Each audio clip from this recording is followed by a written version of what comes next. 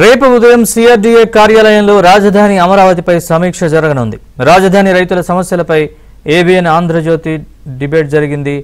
ABN డిబేట్లో సమస్యలపై రైతు నేతలు గళం విప్పారు. దీంతో స్పందించిన ప్రభుత్వం అమరావతి రాజధాని రైతుల సమస్యలపై చర్చించాలని నిర్ణయానికి వచ్చింది. రేపు సిఆర్డీఏ అధికారులతో మాట్లాడిన తర్వాత రైతులతో సమావేశం కావాలని కేంద్ర మంత్రి పెమ్మసాని భావిస్తున్నారు. ఏంటి వాళ్ళు చేసిన పాపం ఏంటి? ఎప్పటికప్పుడు ఏడాదిలో రాజధాని కట్టేస్తాం, ఏడాదిలో రాజధాని కట్టేస్తాం. ఇప్పటి వరకు వాళ్ళకి ఇవ్వాల్సిన ప్లాట్లే ఇవ్వలేదు.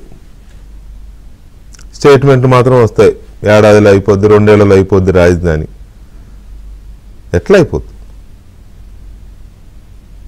ఆ రైతులకు సంబంధించి ఆ సిఆర్డీఏ ఆఫీస్కి వెళ్తే రైతులు చెప్తున్నారు అస్సలు పట్టించుకోరంట.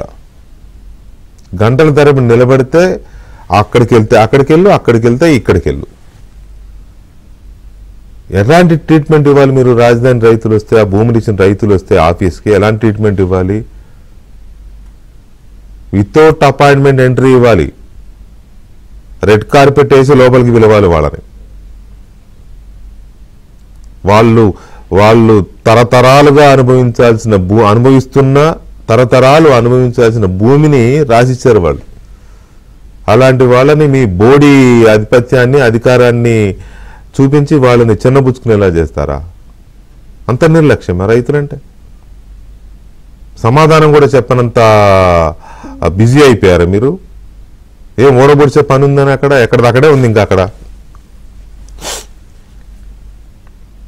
వాళ్ళు కొంతమంది మాట్లాడుతుంటేనైతే చాలా చాలా కోపం వస్తూ ఉంటుంది. ఏంటి అప్పటికిప్పటికి ఏం మారింది? అరే వాళ్ళకి కనీసం గౌరవం కూడా ఇవ్వలేరా? ఎన్డీఏ ప్రభుత్వం వస్తే మనందరికి మంచి జరిగింది అనేది ఒక అందరం కూడా సంతోషపడ్డాం. కానీ దానికి విరుద్ధంగా చాలా ఇబ్బందికరమైన పరిస్థితిలో, ఇక మేము తప్పని పరిస్థితిలో 1.5 సంవత్సరాల కాలంగా మేము ఎదురు చూస్తున్నాం. మేము చేసి అనేక కష్టాలు కొట్టి ఉద్యమం చేశామండి. ఈ 1.5 సంవత్సరాల కాలంలో మేము జేఏసీ సభ్యులు కానీ రైతులు కానీ ఒక్కసారి కూడా ముఖ్యమంత్రి గారిని కలవలేకపోయాం. ఆయన సన్మానించడానికి కూడా మాకు అపాయింట్మెంట్ ఇవ్వాల. అలాగనే మంత్రి గారిని కలవడానికి 1 సంవత్సరం 2 నెలలు పట్టింది. మంత్రి గారిని కలవడానికి 1 సంవత్సరం 2 నెలలు పట్టింది. మేము ఆ రోజు విషయాలని చెప్తే నేను పరిష్కరిస్తానని చెప్పారు ఆయన. ఈవేళ 3 నెలల 15 రోజులు మరలా మాకు అపాయింట్మెంట్ కానీ ఏటీఆర్ ఇవ్వటం కానీ ఏం చేశారు? ఈ విషయాల మీద మేము ఆ రోజు 14 తప్పని పరిస్థితిలో మన ప్రభుత్వం మీద పోరాటం చేయాల్సి వస్తుంది, ఒక దురదృష్టకరమైన పరిస్థితి వస్తుందేమో అనేటువంటి ఇబ్బందిలో కూడా అందరం ఇక మొన్న కూర్చొని ఒక నిర్ణయం తీసుకొని రైతుల కన్నా ఏది ముఖ్యం కాదు, ఈ భూములు ఇచ్చినటువంటి రైతులు మనందరికీ తెలిసి, మీరు కూడా పదే చెబుతారు, 100కి 80% మంది సన్నా చిన్నకారు, ఎకరం 2 ఎకరాలు 6 ఎకరం రైతులు. వాళ్ళ కనీసం అధికారుల దగ్గర పోయి వాళ్ళ గోడు వినిపించుకోవడం కూడా తెలియదు.